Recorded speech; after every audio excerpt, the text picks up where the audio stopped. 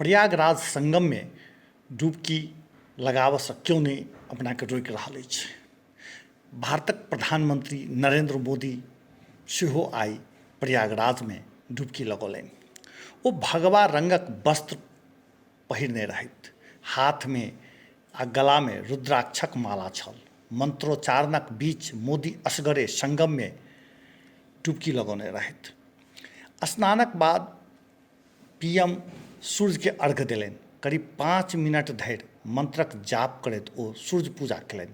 संगम नोज पर गंगा पूजा कयलनि। माँ गंगा के दूध अर्पित कयलनि, साड़ी चढ़ौलनि। संगम स्नानक बाद मोदी सोशल मीडिया पर लिखलनि, महाकुंभ में आई पवित्र संगम में डुबकी लगा कऽ हमहूँ करोड़ों लोगक तरह धन्य भऽ गेलहुँ। माँ गंगा सबके असीम शांति, बुद्धि आ सौहार्द आ बढ़िया स्वास्थ्य दैथ। मोदी गंगा पूजनक बाद सीधे नावसँ अरेल घाट पहुँचलथि। ओतऽ दिल्ली के लेल ओतहिसँ विदा भऽ गेलथि।